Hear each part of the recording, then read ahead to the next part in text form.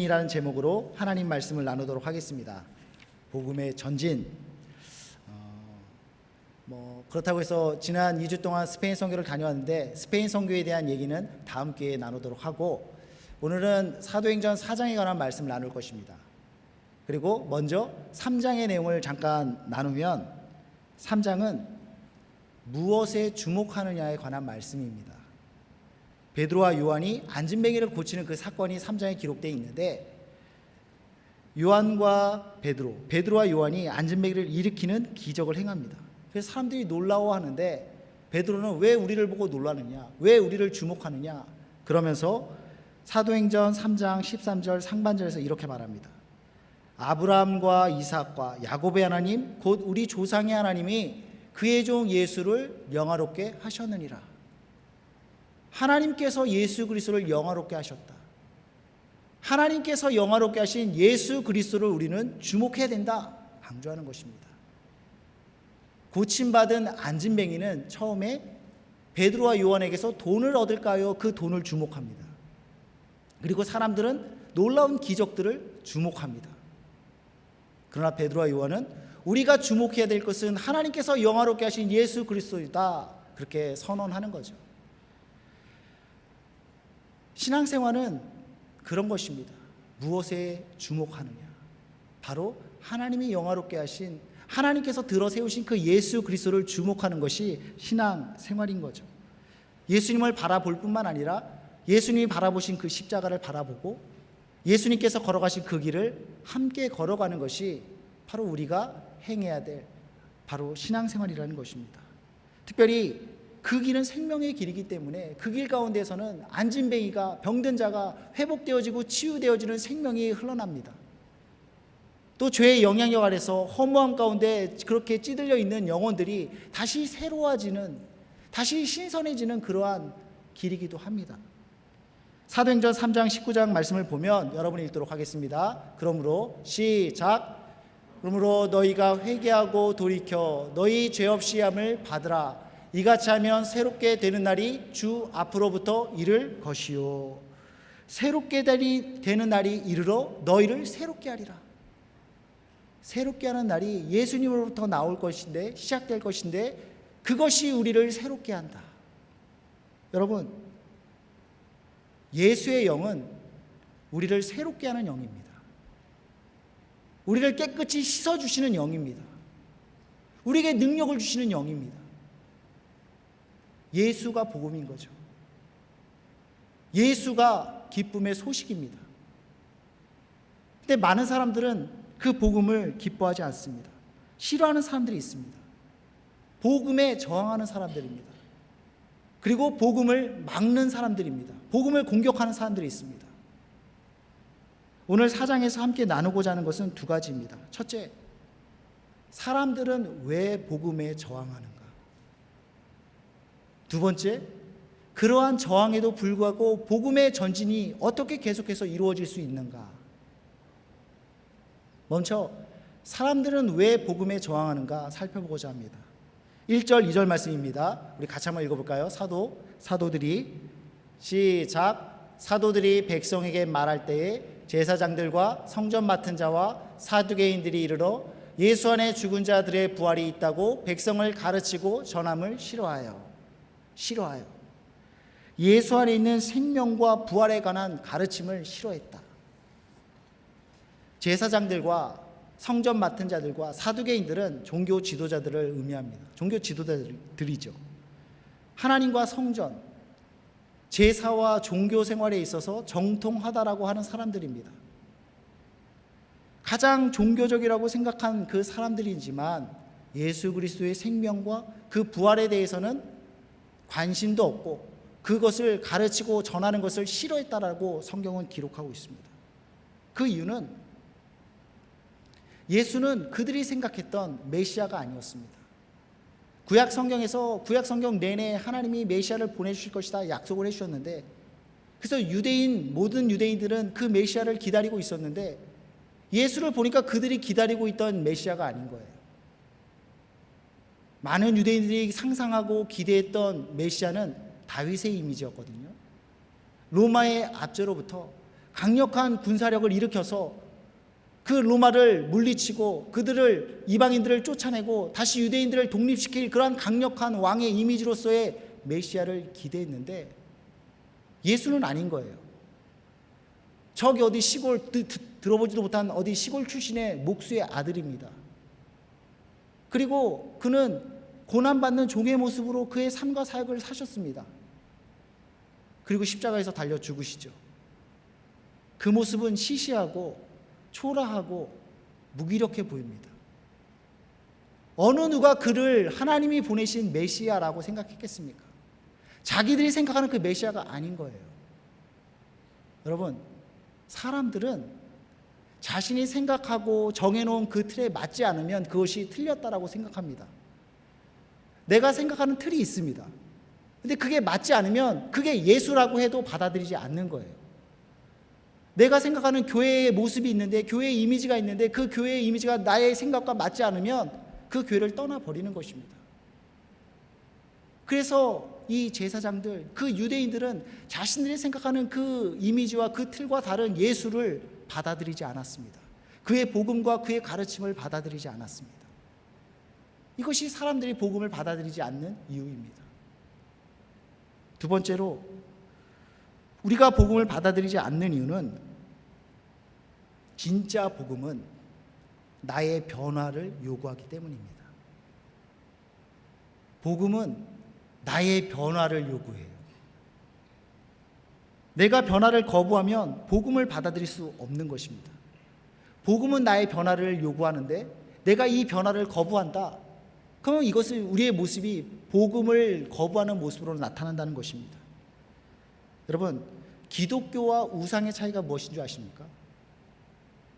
우상 숭배는 여러 형태로 나타날 수 있는데 가장 원시적인 형태는 우상들 앞에서 절하고 비는 그런 형태로 나타납니다. 가령 팔레스타인 지역에서 가장 흔한, 가장 유명했던 우상은 바알과 아세라입니다. 그 앞에서 비는 거예요. 그 우상을 만족시키는 행위를 통해서 그들을 만족시킴으로써 내가 원하는 것을 얻어내는 것입니다. 바알과 아세라 신을 그들은 농사의 신, 생산의 신이라고 믿었습니다. 그래서 그들에게 잘 보이면 비를 주고 풍년을 준다라고 그들은 믿었어요. 그래서 바알과 아세라를 만족시킬 그 행위들을 하는 것입니다. 그래서 궁극적으로 내가 원하는 것을 얻어낸다라는 것이요. 우상 숭배의 핵심은 이것입니다. 우상 숭배의 그 행위가 어떤 형태로 나타나든, 그것이 물질을 갖다 바치는 것이든 아니면 고행의 형태로 어려운 그 일들을 수행하는 행동을 나타나든, 그 우상이 원하는 것을, 요구하는 것을 채워줌으로써 결국은 내가 얻고자 하는 것을 얻어낸다라는 거죠. 우상을 달래서 내가 갖고자 하는 것을 얻어낸다. 여기서 중요한 것은 뭐냐면 내가 바뀌지 않아도 돼요. 내 생각이 바뀌지 않아도 되고 내 안정, 내 편안함, 내 그런 것들이 바뀌지 않아도 됩니다. 버리지 않아도 됩니다. 그냥 우상만 잘 어르고 달래면 내 얻고자 하는 것을 얻어낼 수 있습니다. 이게 우상 숭배입니다. 반면 기독교 신앙은 무엇이냐? 예수님을 주인으로 받아들이는 것입니다. 예수님을 나의 구주로 모신다고 그러지 않습니까? 예수님을 내 주인으로 받아들인 것입니다. 우상 숭배는 내 뜻을 이루기 위해서 행하는 것인데, 예수님을 믿는 것은 내 뜻을 꺾는 것부터 시작해요. 모든 사람은 죄의 영향력 아래 있기 때문에 자연 상태에서 인간은 그 누구도 나의 생각과 나의 뜻과 하나님의 뜻이 결코 일치할 수가 없습니다. 일치하지 않습니다. 그래서 로마서 8장 7절에 보면 육신의 생각은 하나님과 원수가 되나니 이는 하나님의 법에 굴복하지 아니할 뿐 아니라 할 수도 없습니다. 인간의 생각과 하나님의 생각은, 나의 뜻과 하나님의 뜻은 언제나 충돌한다는 것입니다. 기독교 신앙은 무엇이냐? 그 내 뜻을 꺾는다라는 거예요. 여기서부터 시작되어집니다.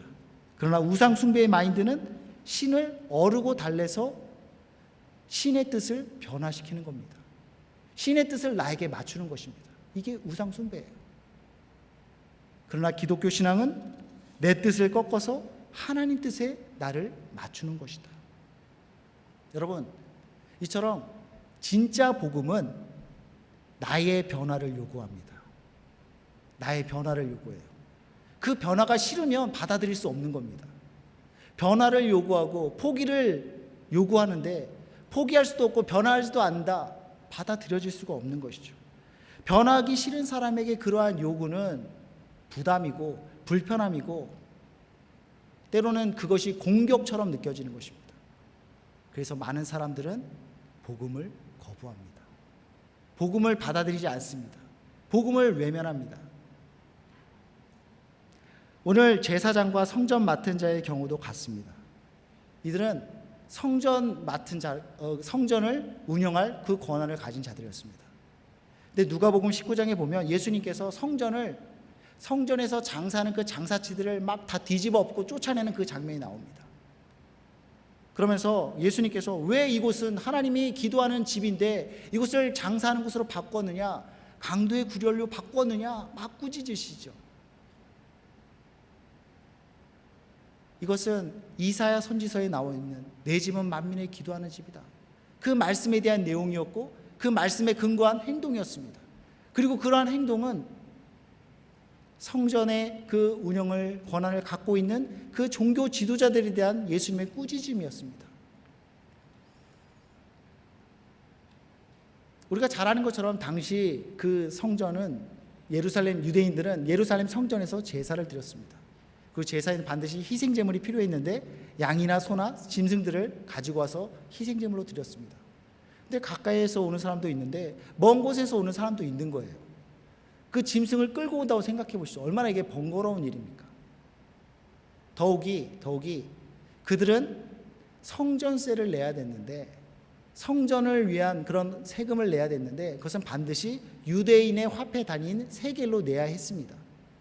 근데 여러 각지에서 순례자들이 오거든요. 근데 그 돈을 바꿔야 되는데 환전해야 되는데 그러한 순례자들의 편의를 위해서 장사하는 사람들이 돈을 바꾸는 사람들이 짐승들을 희생제물을 공급하는 장사꾼들이 주변에 하나둘씩 모여들기 시작한 거예요. 그리고 어느 순간 그 성전을 운영할 권한을 가진 종교 지도자들이 그들을 성전 안으로 들어올 수 있도록 허용해 준 거죠. 이 종교 지도자들은 사도들의 가르침, 즉 예수 그리스도의 가르침에 대해서 거부하고 있는데 왜냐하면 그들이 예수님의 가르침을 인정한다는 것은 예수님의 그 꾸짖음, 성전에서 장사하지 마라, 이곳은 기도하는 곳이다, 그 가르침을 받아들인다는 것은 이제까지는 그 장사꾼들과 종교 지도자들이 결탁해서 검은 거래를 하면서 장사꾼들은 그곳에서 장사할 수 있는 권한을 받았고 종교 지도자들은 그 장사에서 생겨나는 그 장사꾼들로부터 받는 그런 부당한 이익들이 있었는데 그것을 포기하는 것을 의미해요. 예수님의 성경에 있는 그 내용을 가지고 말하고 있고 옳은 소리를 하고 있기 때문에 그냥 지적 동의, 그래 맞다, 맞는 말이다, 거기서 끝날 문제가 아니라 그 예수님의 말씀을 인정하고 받아들인다고 한다면 이제까지 그 장사꾼들로부터 받고 있던 그 돈을 더 이상 받지 않는 것을 의미합니다. 그 돈을 포기해야 됨을 의미합니다. 돈과 예수가 같이 있을 수가 없는 거예요. 근데 종교 지도자들은 더 돈이 좋은 겁니다. 돈을 포기할 수가 없는 겁니다. 그러니까 예수를 포기하고 그를 십자가에 못 박아 버리는 겁니다. 그냥 놔두면 불편하잖아요. 계속 듣기 싫은 소리 떠들어댈 거 아니에요. 그러니까 십자가에 달아 없애버리는 겁니다. 여러분, 참된 복음은 언제나 우리의 변화를 요구합니다.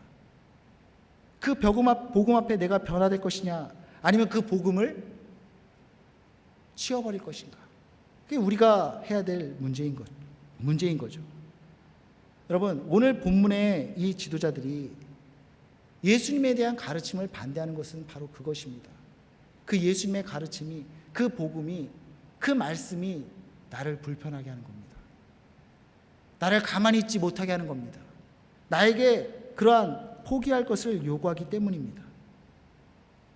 그래서 그 예수님을 십자가 못 박았을 뿐만 아니라 그 사도들을, 그리고 그들이 가르치고 있는 그 가르침을 가르치지 못하도록 그들의 입을 틀어막는 것입니다. 3절 말씀, 그들을 잡음에 날이 이미 저물었으므로 이튿날까지 가두었으나. 우리가 주목해야 될 것은 그들이 가두려고 했으나 성공하지 못했다라는 것입니다. 4절 말씀을 보면 말씀을 듣는 사람 중에 믿는 자가 많으니 남자의 수가 약 5천이나 되었더라. 예수의 가르침, 예수의 생명에 관한, 부활에 관한 그 가르침과 그 복음과 그 말씀을 이 종교 지도자들은 싫었습니다. 그래서 그것을 가르치고 그것을 전하는 그 사도들의 입을 틀어 막습니다. 감옥에 가둡니다. 복음을 가두려고 합니다. 그러나 결코 그 복음은 가두어지지 않았다라는 것입니다. 오히려 복음이 전파되고 믿는 자들이 더 많아졌다. 복음은 계속 전파되어졌고 믿는 자는 더욱더 많아졌다. 복음은 언제나 저항과 공격 속에서도 그 전진을 멈추지 않습니다. 어떻게 그럴 수 있느냐? 궁극적으로 말한다면 하나님께서 그 복음을 친히 역사하시고 전진케 하시기 때문입니다. 동시에 하나님의 방법은 사람이에요. 사람을 통해서 하나님이 그 복음의 전진을 이루십니다. 4절 말씀을 들은 사람 중에 믿는 자가 많으니, 말씀을 듣는 사람 중에 믿는 사람들이 생겨났다. 이게 참 중요한 부분인데, 왜냐하면 어떻게 믿는 사람들이 생겨나느냐, 어떻게 그 복음에 반응하는 사람들이 생겨나느냐, 말씀이 들려질 때에, 복음이 들려질 때에, 그때에 믿는 자들이 생겨난다는 것입니다. 복음이 들려질 때에, 하나님의 말씀과 예수 그리스도의 말씀과 접촉되어질 때에 거기서 믿는 자들이 나타난다. 로마서 10장 17절에서 이렇게 말씀하시죠. 그러므로 믿음은 들음에서 나며 들음은 그리스도의 말씀으로 말미암느니라. 믿음이 그냥 없다가 갑자기 뚝 튀어나오는 것이 아니라 누군가 선포하고 누군가 가르치고 누군가 들려주는 그 말씀이 역사한다는 것입니다. 그 말씀에 들려진 가운데, 그 말씀과의 접촉 가운데서 믿음의 사람이 생겨난다. 무조건 말씀이 선포되지만 그것에 반응한다는 것이 아닙니다. 언제나 복음이 선포되어질 때는 거기에 저항하는 사람이 있고, 무시하는 사람이 있고, 외면하는 사람이 있고, 공격하는 사람이 있습니다. 동시에 그 말씀에 반응하여 믿음을 갖게 되는 사람이 있다. 그 말씀을 전하는 자, 하나님은 그 사람을 통해서 일하시고 복음의 전진을 이룬다는 것입니다. 그러므로 다르게 말하면 예수 믿지 않는 자들이 예수님을 믿도록 우리가 해야 될 일은 무엇이냐? 복음 전하는 것입니다. 말씀 전하는 것입니다. 이사야서 52장 7절 말씀을 보면 우리 여러분이 한번 있습니다. 좋은 소식을 시작.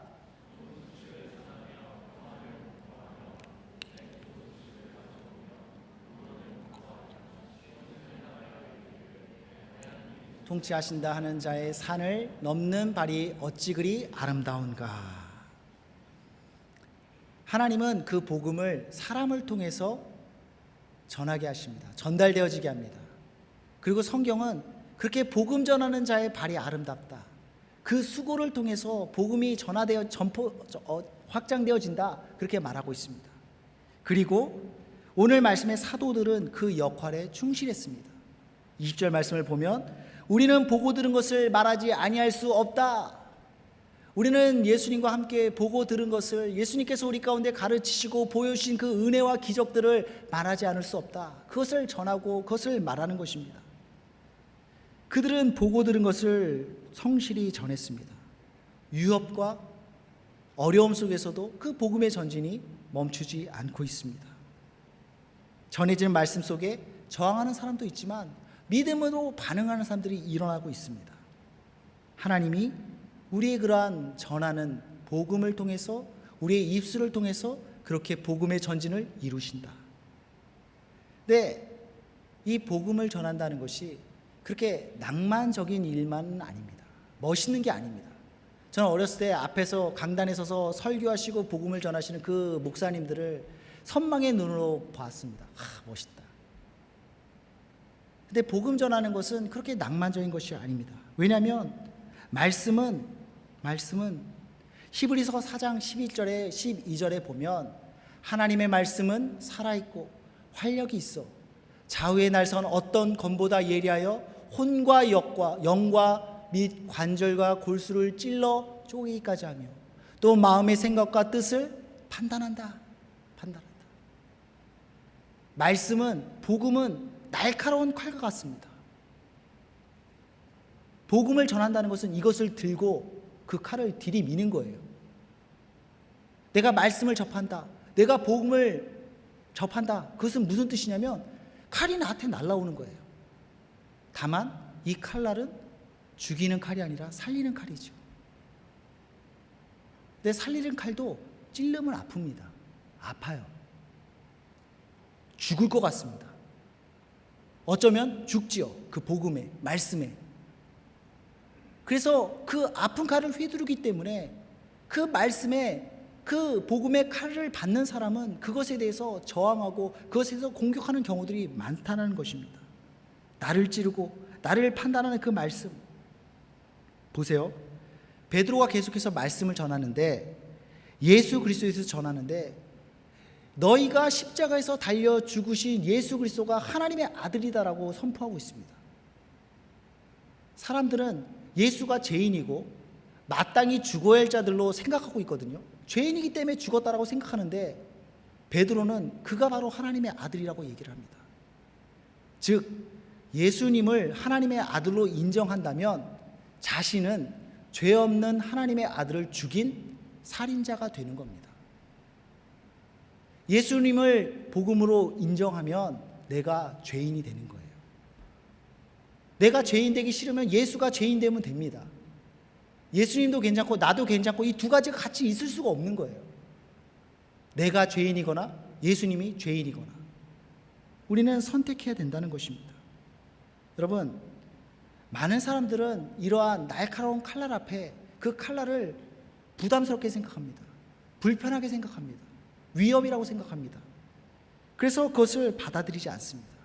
오히려 그 칼날을 들고 있는 사람이 나를 공격한다고 생각해서 그들을 핍박하고 그들을 잡아 가둡니다. 오늘 말씀이죠. 오늘 본문에서 이 종교 지도자들의 모습이 그 전형적인 모습일 것입니다. 복음에 저항하고 복음을 공격하는 것입니다. 그리고 5절 말씀에 보면 이튿날 관리들과 장로들과 서기관들이 예루살렘에 모였다 기록하고 있습니다. 소위 힘 있다라고 하는 사람들을 다 불러 모았습니다. 왜? 듣기 싫은 것을 전하는, 불편하게 만드는 이 사도들을 어떻게 하면 확실히 눌러줄 수 있을까? 그것을 같이 논의하기 위해서 불러 다 모인 것입니다. 이들은 죽은 예수를 가르치는 이 사도들이 싫었습니다. 이들은 불편한 심기를 드러내면서 이들을 압박합니다. 그리고 저 갈릴리 촌놈들, 우리 힘이면 저들 충분히 압박할 수 있을 거야, 눌러버릴 수 있을 거야 라고 생각을 합니다.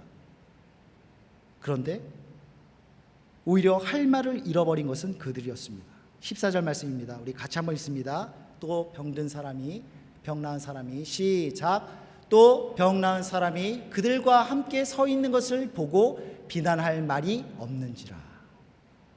여러분, 여기서 병 나은 사람이 누군지 아세요? 우리가 4장 말씀을 보고 있는데 3장에서 나면서부터 안진병이었던, 그러나 예수의 이름으로 고침받았던 병 나은 사람, 바로 그 안진병이었던 사람입니다. 이 사람이야말로 예수 이름의 능력으로, 예수 이름의 그 생명으로 고침을 받고 새로운 생명을 산, 예수님의 은혜를 온몸으로 경험한 사람입니다. 성전에서 매일 구걸했기 때문에 아마 그 예루살렘에 오고 가는 사람들 모든 사람이 그를 알 겁니다. 근데 어느 날 걷는 거예요. 막 돌아다니는 거예요. 놀라운 기적이죠. 이보다 예수님의 그 은혜를 확실히 드러낼 수 있는 사람 누구겠습니까? 보세요. 우리가 예수님의 하나님의 은혜를 힘입죠. 그 은혜를 입은 자, 그 기적을 체험한 자, 그것이 표적이 됩니다. 사람들에게 그는 걸어다니는 증인이 되는 거죠. 봐라, 저 사람은 안진뱅이였는데, 태어나면서부터 걷지 못하는 안진뱅이였는데 예수 이름으로 고침받았다. 그가 돌아다닐 때마다 그는 기적이 되고 표적이 되는 것입니다. 그래서 베드로는 이렇게 선언합니다. 10절 말씀, 너희와 모든 이스라엘 백성들을 알라. 너희가 십자가에 못 박고 하나님이 죽은 자 가운데 살리신 나사렛 예수의 이름으로 이 사람이 건강하게 되어 너희 앞에 섰느니라. 예수 이름이 그를 회복시켰다. 그 기적은 예수 그리스도의 은혜이다. 복음을 전하는 가장 강력한 무기는 무엇이냐? 주께 받은 은혜라는 거죠. 그 은혜가 나를 인도하고 그 은혜가 나를 수렁에서 건져내는데, 동시에 그 은혜가 다른 사람들에게는 하나님의 살아계심을 드러내는 표적이 된다는 것입니다. 우리는 하나님의 은혜를 경험해야 됩니다. 하나님이 도와주시고 하나님의 역사하신 그 은혜들을 경험해야 됩니다. 우리가 살려면 그런 은혜를 경험해야 돼요. 동시에 우리가 그런 은혜를 경험할 때 그것이 믿지 않는 사람들에게는 강력한 하나님을 나타내는 표적이 된다. 여러분 하나님이 은혜 주시는 분이심을 믿으십니까? 하나님께 기도하면 하나님께서 그 기도에 응답해 주시는 분이심을 믿습니까? 그렇다면 우리는 매일의 삶 가운데서 그 은혜를 경험해야 됩니다. 그리고 기도하고 그 기도함에 대한 응답함을 받아야 돼요. 그리고 그러한 응답과 그러한 은혜를 받는 우리의 삶이 하나님을 드러내는 표적이 되는 것입니다. 빛이 되는 것입니다. 선교단체 내비게이터라는 선교단체에서 오랫동안 섬겼던 리노이라는 분이 계십니다. 몇 번 나눈 적이 있는데, 이분은 대학교 때 처음 예수님을 알게 됐고 예수님을 영접하게 되었습니다. 그래서 이제 신앙생활을 시작했는데, 1년 동안 첫 1년은 그냥 교회만 왔다 갔다 하는 소위 말하는 썬데이 크리스찬이었습니다. 근데 어느 날 한 친구를 봤는데 이 친구는 뭔가 달라요. 똑같은 예수를 믿는데 뭔가 달라요. 그래서 물어봤습니다. 야, 너도 크리스찬이고 나도 크리스찬인데 왜 우리의 삶은 틀리니? 어떻게 하면 나도 너처럼 그렇게 신앙생활을 할 수 있니? 그 친구가 묻습니다. 너 말씀을 읽니? 아니. 너 기도 생활을 하니? 아니. 여러 가지 경건 생활의 그런 것들을 물으면서 너 하니? 아니. 그래서 그 친구가 다시 이 리노이에게 제안을 합니다. 그래? 그러면 나랑 일주일에 한 번씩 만나면서 같이 말씀 읽지 않을래? 같이 성경 공부하지 않을래? 우리 같이 기도 제목을 나누면서 기도하지 않을래? 그렇게 제안을 했습니다. 그 후 리노이가 고백을 합니다. 기도 제목을 놓고 기도하는데 많은 기도의 응답을 받았다. 도움이 필요해서 하나님의 도움을 구하는 기도를 했는데 하나님께서 도움의 손길을 펼쳐주셨다. 가야 할 바를 알지 못해서 길이 막힌 가운데 있었는데 하나님께서 길을 열어주셨다. 먹을 것이 없었는데 하나님께서 먹을 것을 주셨다.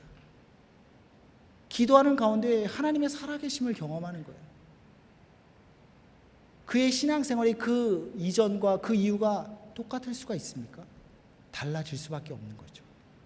하나님을 경험하고 하나님의 은혜를 경험하니 그의 삶이 달라질 수밖에 없습니다. 그리고 자연히 그는 하나님을 나타내는 표적이 되었습니다. 스페인 선교로 가기 전에 한 청년이 그런 얘기를 저에게 했습니다. 회사에서 갑자기 문제가 생겼는데 자기 힘으로 어떻게 해결할 수 없는 일이래요. 어쩔 줄을 몰라서 기도를 했는데 하나님께서 실시간으로 그 문제를 해결해 주셨다. 이러한 경험이 그냥 우리 삶 가운데 일상적으로 나타나야 되는 것입니다. 여기서 제가 질문 하나를 던져보도록 하겠습니다. 여러분, 그렇다면 기도를 열심히 하면 하나님의 응답이 있고 하나님의 역사심이 나타나고, 기도를 안 하면 하나님의 은혜와 하나님의 역사심이 나타나지 않을까요?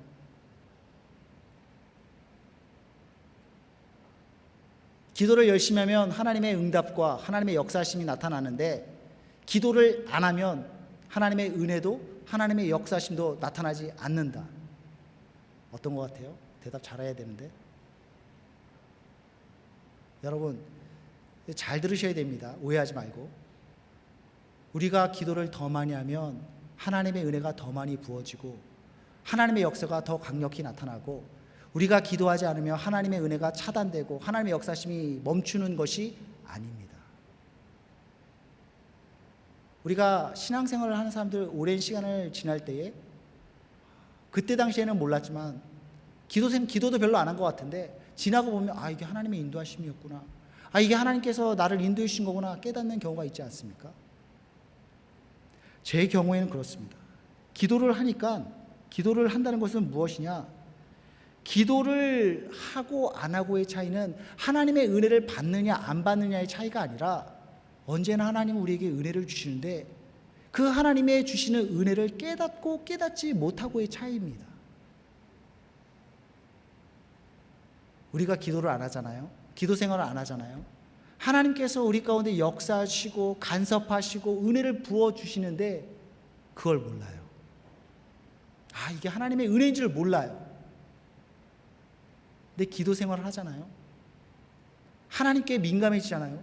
지금 하나님께서 은혜를 주시고 역사하시고 만지시고 막 하는 그것을 보게 됩니다. 하나님이 막 지금 생동감 넘치게 막 일하고 계신 게 보여요. 그 냄새가 막 하나님 일하셔서 막 흘리신 그 땀 냄새가 막 나요. 막 신나는 거죠. 내 심장도 막 쾅쾅쾅 뛰는 거죠. 우리가 기도해야 되는 이유 중 중요한 이유는 무엇이냐? 하나님의 은혜, 하나님의 역사하심을 깨닫기 위해서입니다. 기도 생활을 안 한다고 해도 하나님의 은혜가 있습니다. 오해하지 말고 들으세요. 기도 안 해도 되는구나, 그렇게 듣지 마시고, 하나님의 우상숭배가 아니에요. 정성을 들이고 치성을 쏟고 하면 하나님의 은혜를 더 주시고 더 받고, 그게 아니고 하나님의 사랑은 변함이 없으시고 하나님의 은혜는 우리를 사랑하고 우리를 아끼는 그 마음이 한량없습니다. 주시고 또 주셔도 더 주고 싶은 게 하나님의 마음입니다. 근데 우리가 기도를 하면 그 하나님의 사랑이 느껴진다는 거예요. 하나님의 일하심이 우리 눈 가운데 보여진다는 거예요. 하나님의 그 일하심 가운데 우리가 동참하여 같이 뛰고 있다는 거예요. 마치 예수님과 동행하고 있는데 예수님이 내 옆에 걷고 계신데 전혀 신경을 안 써요. 예수님이 말을 거는데 무시해요. 동행은 있지만 교제함이 없죠. 동행 같이 걷고는 있지만 풍성함은 없습니다. 근데 예수님과 함께 동행을 하고 있는데 예수님과 조잘조잘 수다를 떠는 거예요.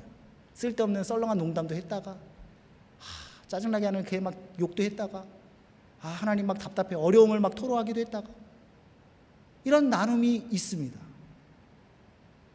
여러분, 예수님과의 그 나눔을 통해서 우리가 얻는 것이 무엇인 줄 아십니까? 그 이전에 예수님이 나를 몰랐는데 이제 그런 나눔을 통해서 그 예수님과의 교제를 통해서 예수님이 나를 더 많이 아셨다, 이게 아니에요. 이미 예수님 우리를 너무나 잘 아십니다.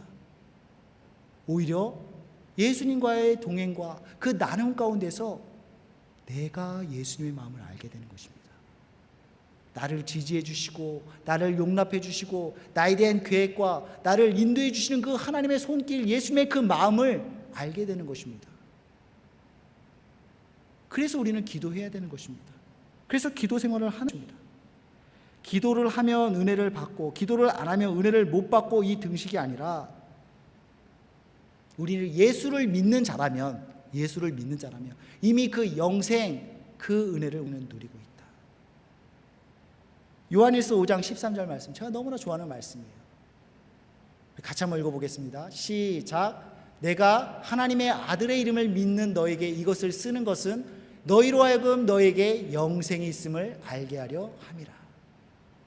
예수 그리스도의 이름을 믿는 너에게 이미 영생이 있다. 그 예수님의 생명과 예수님의 능력과 예수님의 은혜가 이미 너희 안에 있다. 내 안에 있다. 여러분, 우리는 예수 그리스도로 말미암아 이미 일어선 안진뱅이였던 자들입니다. 여전히 안진뱅이 상태로 주저앉아 있는 자들이 아니라 이미 그 예수 그리스도로 말미암아 일어선 자들이에요. 주의 은혜 가운데, 주의 생명 가운데 있는 자들이에요. 우리는 그 은혜를 드러내는 것이 필요합니다. 베드로 사도처럼 가르침과 선포함을 통해서 말로서 것을 드러내야 되기도 하고, 착한 행실을 통하여서 우리는 그 은혜를 드러내야 됩니다. 특별히 저는 오늘 14절에서 사도들과 함께 선 그 병 나은 사람, 함께 섬으로써 그 은혜를 드러내는 것에 대해서 강조하고 싶습니다. 여러분, 사도들은 권세자들에게 둘러싸여 있습니다. 티켓을 끊어서 그 코트에 한번 갔는데 상당히 위축되더라고요. 그냥 그 사람 한 명 앞에만 서도 그렇게 내가 작아지는데 여러 권세자들 앞에서 그 사도들이 둘러싸여 있습니다. 심지어 싫어해요. 노골적으로 그 싫어하는 마음을 드러내요. 어떻게 하면 저놈들을 잡아 죽일까, 가둘까, 막 그게 눈에 보여요. 압박하고 있습니다. 사도들이 구석에 몰리고 있는 상황입니다. 마치 예수님께서 십자가에 못 박히기 그 직전의 상황과 같습니다. 예수님 막 심판을 받고 있잖아요. 제자들은 혹시나 내가 예수님과 어떻게 엮여서 자기도 그런 불이익을 당할까 봐 다 도망가 버렸습니다. 또는 멀찌감치 거리를 두고 있어요. 나는 저 사람 모른다. 딱 잡아떼고 거리를 둡니다. 그런 비슷한 상황 가운데 이 사도들이 처해 있습니다. 체포되었습니다. 어떻게 죄를 뒤집어 씌워가지고 무슨 할지 몰라요. 무슨 짓을 할지 몰라요. 그때 한 사람이 그 사도들 곁에 섭니다. 어떤 불이익을 당하든, 사람들이 째려보든, 사람들이 쑥덕거리든 그는 그 옆에 섭니다. 함께 서 있는 자체가 메시지인 거죠. 나는 안진뱅이였던 자이다. 이들이 전하는 그 예수 그리스도의 이름이 나를 일으켜 세웠다. 나는 그 예수 그리스도의 이름으로 나는 고침을 받았다. 예수 그리스도는 진짜다. 그는 아무 말 안 했습니다. 그냥 그 사도들 옆에 서 있습니다. 그러나 함께 서 있는 그 자체가 메시지인 거예요. 여러분, 이 메시지는 그 병 나은 자에게 있어서는 자기 믿음의 고백이었지만 사도들에게는 그 무엇보다 힘을 실어주는 지지였습니다. 그리고 그들의 원수들에게 있어서는 그들의 입을 다물게 만드는 강력한 무기였습니다. 우리도 하나님의 은혜 받은 자들로서 함께 서는 것이 필요합니다. 받은 바 은혜를 드러내는 것입니다. 받은 바 은혜를 드러낸다. 나 자랑하고 다니라는 것이 아니라 조용히 지지가 필요한 곳에 함께 서는 거예요. 함께 서는 거예요. 교회를 섬길 때 가장 힘이 되는 사람이 어떤 사람인 줄 아십니까? 정말 재능 많은 사람이 있어요. 정말 매력적인 사람이 있습니다. 정말 교회를 오래 다니는 사람들이 있습니다. 그 사람들이 아니에요. 그냥 함께 서 있는 사람입니다. 내가 가고 있는 그 길을 함께 걷고 있는 사람입니다. 특히 힘든 자리인데 그 자리에 함께 서 있다. 큰 힘이죠. 여러분, 우리가 그 자리에 서서 주어진 일을 얼마나 잘하느냐 못하느냐는 중요한 이슈가 아닙니다. 왜냐하면 그 일을 이루시는 분은 하나님이시기 때문입니다. 베드로가 그 안진뱅이를 예수 이름의 권세로 일으켜 고치는데 베드로가 이것을 생각했을까요? 내가 이제 며칠 있으면 저기 잡혀서 공회 앞에 설 텐데 이때 일을 미리 고쳐놓으면 이 사람이 짠 나타나서 그들의 입을 다물게 만들겠지? 생각했을까요? 또는 안진뱅이가 내가 저들 곁에 서면 여론이 이 사도들을 지지하는 쪽으로 돌아설게 될 것이고 그 여론이 저들을 압박해서 이들을 풀어주게 될 것이다. 다 계산하고 그렇게 움직였나요? 아니죠. 성령님의 인도하심을 따라 베드로와 요한은 그 안진뱅이를 일으켰고 또 성령의 인도하심을 따라 그 안진뱅이는 사도들 앞에 그 옆에 같이 서는 것입니다. 그리고 하나님께서 그 나머지 일들을 다 이루십니다. 이를 인도해 가십니다. 복음의 전진을 이루십니다. 함께 서는 것이 중요하다는 것입니다. 우리는 있어야 할 자리에 있어야 합니다. 있어야 할 자리에 있는다는 것은 함께 서는 것입니다. 뭐 엉뚱한 곳에, 죄 짓는 곳에 같이 서는 것이 아니라 믿음의 자리, 예배의 자리, 말씀의 자리, 기도의 자리, 복음 증거하는 자리, 교제의 자리, 섬김의 자리, 그 자리에 함께 서는 것이에요. 함께 서는 것이에요. 올해는 루터가 종교개혁을 이룬 500주년 되는 해입니다. 1517년 루터가 비텐베르크 교회에 95개조 방방문이라는 것을 붙입니다. 그것은 로마 교회, 교황청이 저지르고 있는 잘못된 교리 그리고 관행들, 그런 전통들에 대해서 반박하는 내용의 그런 글이었습니다. 뭐 크게 붙인 것도 아니고 그냥 조그맣게 이렇게 붙여서 문에다 붙여놨습니다. 그것이 기폭제가 돼서 그 종교개혁의 큰 물길을 이루는데, 이와 관련해서 여러 책도 봤고, 그런데 여러분에게 한 가지 영화를 추천하고 싶습니다. 2003년도에 나온 루터라고 하는 영화인데 참 역사에 있는 그 내용들을 잘 영화로 담은 그런 영화입니다. 근데 이 영화에 보면 루터의 그 95개조 방반문을 통해서 독일 전역에, 유럽 전역에 종교개혁의 그 불길들이 일어나는데 여전히 로마 카톨릭은 견고하고 힘이 막강했습니다. 그래서 독일 왕에게 압력을 가해요. 저 루터의 입을 다물게 해라. 그래서 루터가 제후들과 함께 그 루터를 불러 소환합니다.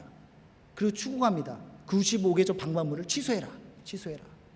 옆에서는 그 교황청에서 보낸 특사들이 팔짱 딱 끼고 째려보고 있는 거죠.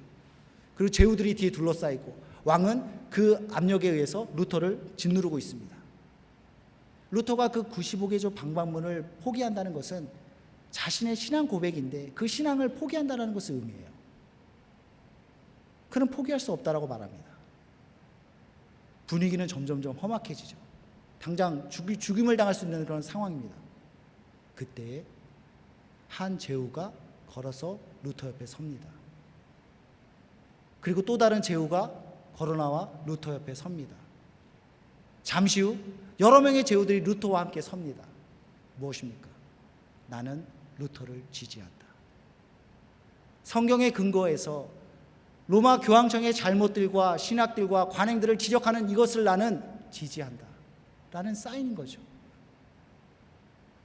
결국 왕도 어쩔 줄을 모르고 어쩌지 하지 못하고 그것을 기폭제로 독일은 로마 교황청과 결별을 합니다.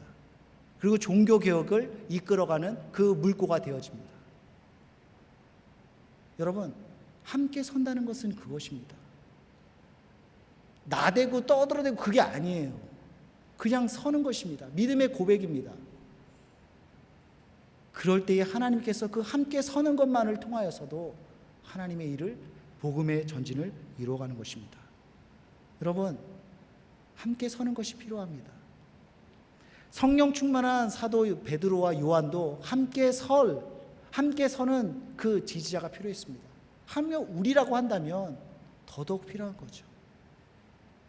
믿음의 자리, 말씀의 자리, 섬김의 자리, 예배의 자리, 함께 서서 그 하나님의 큰 일을 함께 이루어갈, 복음의 전진을 이루어갈 그 사람, 우리 모두가 되길 바랍니다. 말씀을 정리하도록 하겠습니다. 어떤 상황 속에서도 복음의 전진은 계속됩니다. 하나님이 그 복음의 전진을 이루시기 때문입니다. 하나님은 복음 전하는 자의 발걸음을 통해서 일하십니다. 특별히 믿는 신학을, 믿은 바 그 신앙을 드러내는 그 사람을 통해서, 그 사람들을 통해서 하나님은 복음의 전진을 이루신다는 것입니다. 이것은 나에게는 내 믿음을 고백하는 것입니다. 그리고 함께 서는 그 동력자들에게는 지지를 하는, 힘을 실어주는 행위입니다. 그리고 악한 원수들에게서는 그들을 그냥 한 방 날려버리는 강력한 무기가 되는 거죠. 또 병나은 사람이 그들과 함터 있는 것을 보고 힐난할 말이 없는지라. 우리 가운데 하나님께서 특별히 공동체를 허락하셨고 이 공동체 가운데 감당해야 될 사역들을 맡겨주셨는데 함께 서는 것이 필요합니다. 함께 서서 하나님의 그 복음의 전진에 동참할 수 있는 우리 모두가 되기를 바랍니다. 기도하겠습니다. 하나님, 복음의 전진은 하나님께서 이루십니다. 그러므로 그 누구도 그 무엇도 그 전진을 막을 수 없습니다. 특별히 그 하나님의 전진 가운데 우리가 동참하길 원합니다. 말로써 증거하는 것을 통하여서뿐만 아니라 우리의 착한 행실을 통하여서 드러내는 것을 통하여서뿐만 아니라 함께 서는 것을 통하여서 복음의 전진을 이루어가는 우리 모두가 되게 하여 주시옵소서. 예수님의 이름으로 기도드립니다. 아멘.